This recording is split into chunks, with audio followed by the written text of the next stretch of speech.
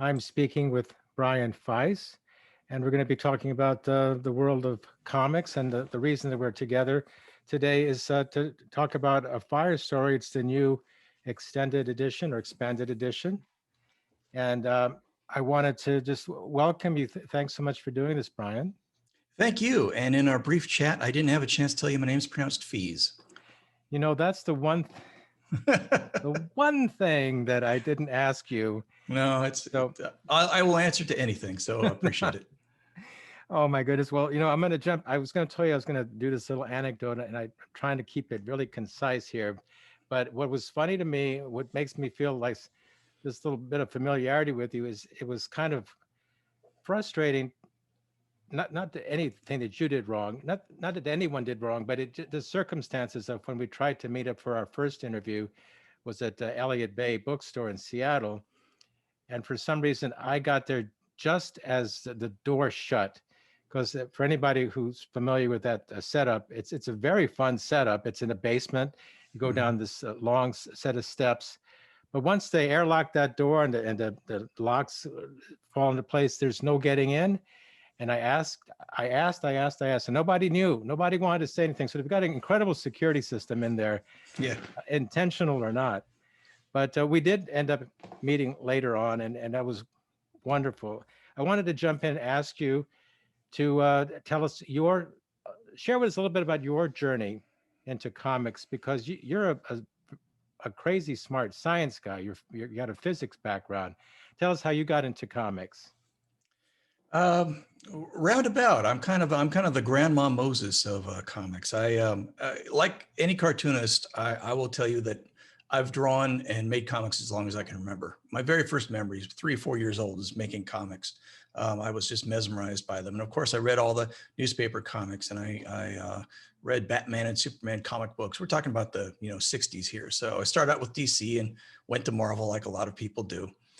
And I very much wanted to be a cartoonist. When I get in my late teens, early 20s, I tried very hard I submitted samples to, all the superhero comics. And every year or so, I'd put together a packet and submit comic strip ideas to all the syndicates and got some encouragement. But, like a lot of people in a lot of creative fields, I just failed. So at the same time, I was, going to college like one does and majoring in physics, like you mentioned. And, um, got out of college, got a job as a part-time night shift sports reporter for a very small newspaper in Central California, which was terrific. God, I love that job. Looking back, it was kind of a golden age for me because the pay was awful, but the experience I got there, it was that experience of that newspaper that I think made me a professional writer. Um, I learned several knacks while I was there. One was working with an editor to make your story better and not taking it personally. You know, very often when you're doing something creative and somebody criticizes it, we get defensive, like, "Oh, I meant to do that," or "You're not reading it right," or "You're not seeing what I'm trying to get." And man, when you're a reporter, there's no time for that kind of you know uh, stuff. So I learned how to take criticism well, and I also learned how to write when I didn't particularly feel like writing. My very first job they put me in, and I was covering high school high school basketball games. And I don't particularly care for high school basketball or any basketball. I'm not knowledgeable about it, but I had to get knowledgeable fast. And when you write about 70 high school basketball games, you've got to get good at describing what makes this game better or different or whatever than the last four you wrote about. So Mm. having to sit down and write a story about a high school basketball game was a great exercise for me. Really, really trying thing. So I did the journalism thing for a while. I did freelance journalism. I wrote pieces for magazines and so forth. Because of some life exigencies, I ended up going quick, hard 90 degrees into chemistry. I was a chemist for 12 years, an environmental chemist, measuring samples for heavy metals. And so all during this time, when I'm writing and I'm doing chemistry and I'm doing journalism or whatever, I kept working on trying to be a cartoonist. I would still put together a sample of, comic strips every year and a half, 2 years, and send them off to all the syndicates and get a little feedback back and fail. and so I'm getting in my, all through my 20s and all through my 30s. I'm trying in my spare time to be this cartoonist illustrator kind of guy. And I did some freelance work. I got some jobs. I illustrated a light bulb catalog once. You'd be amazed how many different sizes and shapes of light bulbs there are out there. Um, and then, as you mentioned, Mom's Cancer was my first opportunity to really put those skills to use. So I refer to myself as the Grandma Moses of cartooning. I think that's a little wrong because I didn't just spring out of nowhere. I was just kind of always there, bubbling, but not successfully. And when my mom was diagnosed and began her treatment for cancer, I decided this was how I was going to tell my family's story. I was going to tell it in the form of, of comics that I first posted online and were later published as a book. But that was my medium, and I was prepared for it because I'd spent 25 years trying to be a cartoonist. I think that is such a gift to folks, because I loved your answer, and I know that resonates with so many people. It doesn't matter what their career path was that might have knocked them off of their dream of becoming a cartoonist, a professional cartoonist. You just keep at it. And I think in your case, it's math and science, kids. Just do math and science, do your Yeah. comics, and somehow it'll work out. Because you didn't have to rely. The beauty of it is you didn't have to rely on your comics. You Right. got a chance to build it up as you saw fit, and so you're bringing home the bacon in other ways. Yeah. Very true. And I also, you touched on something there I think is real important, which is, occasionally young cartoonists will say, well, what should I study? What should I do? And I almost always say, study and get passionate about anything other than cartooning. Read books about something you're interested in, be into history, be into science like I am, be into something else, because then you bring that into your work and it makes you a better, more unique cartoonist. There are a million people out there who can draw better than me and a million who can write better than me, but there's only one guy who combines my passions and my interests and my science and my this and my that in the way I do, and that's me. And so I always tell everybody, be different. I can't tell you how many people I've seen who can draw, a giant outer space dragon devouring a planet, but they don't have a story to tell. They can draw pretty pictures, but they don't have a story to tell. And I think having stories to tell comes out of living life and bringing something different to it that other people don't. Oh yeah, totally. I am going off into three different places. I could take the conversation, but I will continue with what I was intending to do. Was to tie in Mom's Cancer and A Fire Story, because both of those are at times of crisis. Both those are things, so many things to unpack.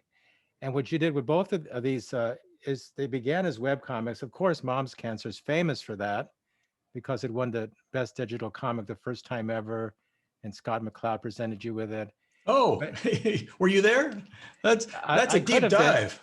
I know. I don't think I was there that year, but I've gone in the past. No, that's true. He did. And it was, that's great. Thanks for remembering that or mentioning it. And then A Fire Story, funny enough, began as a web comic, and then what you're going to bring out. Actually, I think they bumped the date to January 18th, 2022. It was supposed to come out later this year. The Mhm. Last Mechanical Monster that began as a web comic. Is that your working process or your preferred working process? Uh, there's two different things going on there. With Mom's Cancer, I just started drawing and writing the pictures. I didn't know what to do with it. I made the comic. I wanted to get out in the world, and the cheapest, easiest, quickest way to do that was pay $12 for a domain name and put it online. So I just wanted to get Mom's Cancer out into the world, and it went viral as it did at the time, and led to books and other things. And as you're kind enough to mention, the Eisner Award, but that was not a plan. That was just get it out to the world however you could, and people read it and found it and came to it, and that was wonderful. Um, when my house burned down, I knew even before I knew my house was gone that I was going to be telling this story, and I'd already had the model of Mom's Cancer of knowing that telling a story about a very serious subject could work as a comic.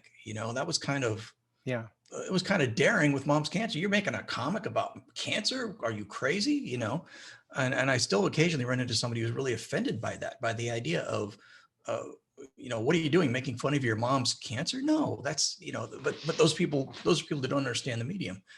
But when my house burned down, I knew I was going to do it as a comic, and I had the model of mom's cancer, and I deliberately put it online again for kind of the same reason. I wanted it to get out in the world quick because it was news, and I'm kind of drawn in that journalism background I had you know, I felt like an on the spot reporter who knew he was seeing something historic. I'd stumbled onto this story that I was accidentally in the middle of, and I wanted to be like a reporter, getting, you know, giving reports from the front lines of this fire battlefield. Um, and so the only way to do that was online, right? I Yeah. was drawing pictures the day after, you know, the day after the fire. I went to a Target store and I bought shoes because I'd left my house without shoes, and I bought a shirt. I bought some stuff, and I bought art supplies, which was a pad of really bad paper and a couple Sharpies and 4 colored highlighters. That's what I drew the webcomic with. Um, got it out in the world like 2 days after the fire, and you know, got a heck of a reaction to it. I mean, my intent and what actually happened was that people said, I saw your fire on the news, but your story was the only thing I've seen that made me feel what it was like to be there. And that was exactly what I wanted. That's why I did it. So, you know, that worked as intended. And again, that if that's all it had done, that would have been fine. But by now, you know, I've got a 12, 15-year relationship with Abrams and my editor, Charlie Kochman. And I thought Charlie might give me a call, and he did. And he said, you know, if you ever want to turn that into a book, we'd love to publish it. I said, you're on, buddy. You know, this was no longer my first rodeo. With Last Mechanical Monster, I really just did it as a webcomic. Now, I'm not going to be disingenuous. I did pitch it to my publisher and other publishers who, you know, kind of interested, but not really. And it was clear to me fairly early that this wasn't going to be a book. And I said, fine, that's fine. I'll just do it as a webcomic. There's nothing wrong with a thing just being a webcomic, and that's what it is. And that's what it does. So I, you know, spent 1.5 years, 2 years working on it. I've got a story about that if I remember to tell you later. It's off track, so I won't take us off track now. But I spent a long time working on this thing. Put online. It got a couple Eisner nominations. It was picked up by GoComics.com and got some readership there. And so after a fire story, I was talking to Charlie Kochman and just saying, you know, what do we think we ought to do next? And he said, well, why don't you let me take another look at that robot thing? And I said, okay, let's take another look at the robot thing. So, you know, that was like 5 years after I'd finished it. So The Last Mechanical Monster actually predates A Fire Story by a few years, but it is coming out as a book end of this year, beginning of next. I don't really know the exact date, but I know that's what Amazon says, January, whatever, but we'll see. Yeah.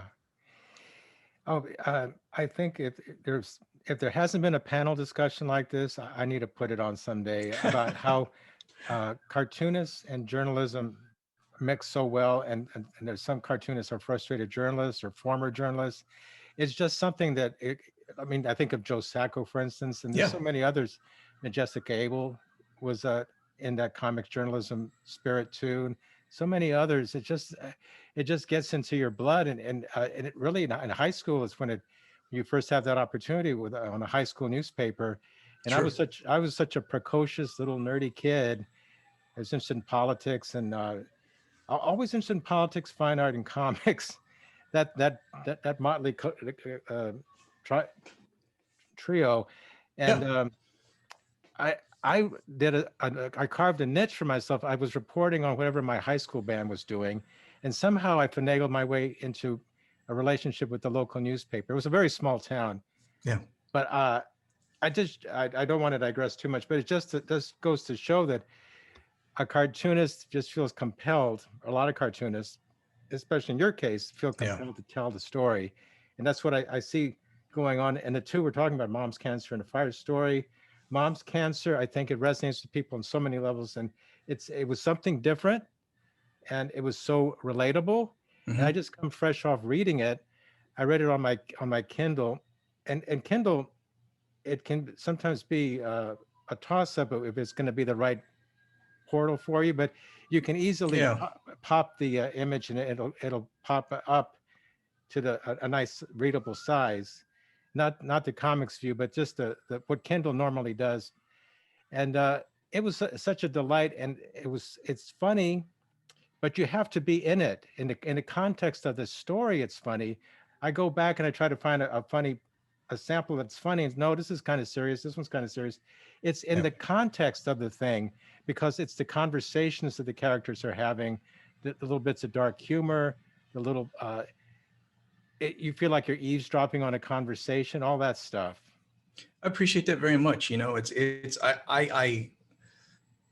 If I hadn't been through the experience, I would not have been able to make up this story, because it's the kind of information, the kind of experience you only have if you're actually living it. And that's what I tried to bring to it was I tried to tell the truth. And you talk about journalism, I approach everything I do as sort of like journalism. Tell it straight and clear as you can, even if you're making it up, and Yeah. if you are making it up, then I think you even have a bigger obligation to be as honest as you can, to do as much research as you can, because you're inviting people into this world you've made up. You've got to give them a way to get their bearings real quick and understand what's going on, where they are. You haven't mentioned a book I did called Whatever Happened in the World of Tomorrow, which is about being a space age kid. Yeah. And getting to my age and wondering why I'm not living on the moon like I was promised. There's some historical to it. It's historical fiction, I guess you'd call it. But I researched the heck out of that thing. I had 3,000 pages of research. So if I drew a light post in 1939, I had a model for that light post, or a Coke bottle in 1945. I knew what those looked like. And so you've got to do that work, talking about it journalistically. You've got to do that work. And then if you do it right, the work doesn't show. There are some people who do that work and then they show it all off, and you've got footnotes and you've got, 50-page long discussions of the Social Security Administration. To me, you do that work and then you kind of tuck it away. And if it contributes to the story and it kind of blooms out and makes it more real, contributes to the verisimilitude of it, great. If you don't need it, then don't show off. You got, that's all it does is slow down the story. And you feel like you're time traveling because you're so immersed in it. I did a book on George Clayton Johnson, who's a screenwriter known for The Twilight Zone and Star Trek. And you have that illusion that the character comes to life and he's right next to you talking to you. And I got to know him in person, and that book has been picked up, fingers crossed, by a publisher. So I speak with you with a little more confidence. I'm not just a fanboy. I'm somebody who has been in the trenches, and I do know that feeling. And there was an interview I did with Bill Griffith, and he said he did have that feeling, like Zippy, the pinhead, was with him, and he felt that, once it's over, like I wish I could do more. Didn't you have that feeling, like once it was done, you wish you could draw another panel, another page? Yeah, well, with my cancer story, not so much. I was, No, I was not that one, exhausted by the end of that, but World of Tomorrow for sure. And the one where I really felt that was The Last Mechanical Monster, because I created these characters out of whole cloth, and I got to the end of the story and I finished the story, and you're, metaphorically write the end at the end of the story. And I kind of got up the next day and said, I really miss those people. I could always make up new stories about them, but I'm going to miss living with these people that I've lived with for a couple of years. And very much so. And I have met Bill Griffith, and he's just terrific, isn't he? He's just one of the most knowledgeable people about comics I know. Well, I think you're in such a great place. They say, or I remember Daniel Cloud saying that you don't really become a cartoonist until after 40, because you have to learn all the skill set for it. And then after that, you still have your whole life ahead of you once you got that in place. I've never heard that, but I like it. It's flattering, and it makes me feel a little less regretful about my wasted 20s and 30s. But no, well, they weren't wasted. No, you're right. The kind of work I'm doing now, I couldn't have done in my 20s and 30s. I just couldn't have, because I needed the life experience and the skills. But I think that's a great quote. It does not account for the immensely talented people who come out, 17, 20 years old doing amazing work, and I hate their guts. But I agree with them. I think the best work comes out of people who've lived a little and have something to say. So, I know I came out of high school like you probably did, friends with a lot of artists and cartoonists tend to find each other when they're young. And some of them went on to some success, but some who were much, much better artists than I was never went anywhere because they never had anything to say. Nothing interesting. They could draw pretty pictures. They could draw rings around me, but they never had a story to tell. They never had anything to put those pictures in the service of. And I think that's real important. I sort of occasionally I'll give a craft talk or a how to make comics talk. And the point I always make is you don't have to be a great artist to be a great cartoonist. Cartooning is storytelling. And you can tell a story with stick figures. If you can tell a story with stick figures and make people cry or laugh, you're a great cartoonist. Oh, absolutely. I'm not going to keep you much longer, but I want to keep you forever, really, for a long conversation with some coffee. But I have two thoughts that come to mind about a skill level. There's that one book, what is it, I think called A Doodle Revolution. The author, Sunny Brown, I don't know it. She talks about how you don't have to be an artist, but I think she takes it too far, where she kind of denigrates the whole idea of being an artist. And that's a problem, I think, because it kind of feeds into the anti-intellectual a mindset that can creep into folks. And I don't think people are anti-intellectual necessarily. I mean, I think of Robert Kennedy. He spoke incredibly eloquently and people loved it. And people are moved by great art. What's my well, there was a cartoonist a while back, and I forget who. I could probably Google a quote real quick, who said something like "craft is crap," and I always reacted very violently to that. I disagree with that very strenuously. You can be an unsophisticated artist and be a great cartoonist, but the more skill you have, the more tools you have in your toolbox. You might be a great artist with a hammer and be able to create beautiful things with a hammer, but if you had a screwdriver and a saber saw and a drill press, you could make even greater art, I think. So craft is more tools in your toolkit. You know how to do things. You know how to express an idea better, quicker, clearer than an unschooled cartoonist would. And I agree with what, you quoted Dad Klaus earlier is I think it takes you a long time to not just learn how to use those tools, but sort of internalize them so that they become almost instinctive. I've had people ask me, well, why'd you do that? Why'd you draw it like that? And I don't know, it felt right. And when you get to the point where you're just drawing something because that's the way it feels like it's right to draw it, I think that's a good, productive, interesting place to be as a cartoonist. Absolutely. The other side of the coin is that anyone can draw, of course. They're welcome to. They shouldn't feel inhibited.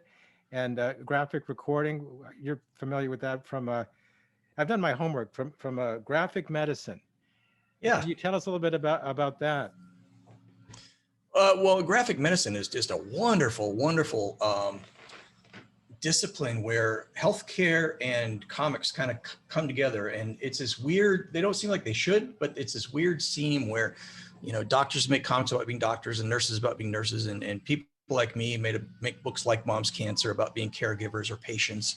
And it just really exploits this strength of comics as a medium that combines words and pictures to become greater than the sum of their parts. So my introduction was graphic medicine was in 2010, when I got an invitation from a doctor in the United Kingdom who said, hey, you want to come to London and give a talk at this graphic medicine conference I'm having? And I never heard of it, but I will take a trip to London anytime.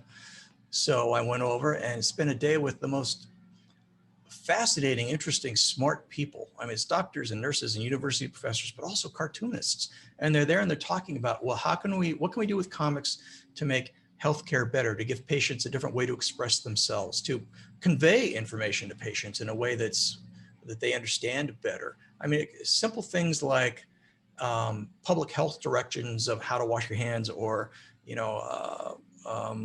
permission forms for surgery or for children and things like that. Those are, very basic bottom line ways in which comics have been proven to be better than just words or what have you.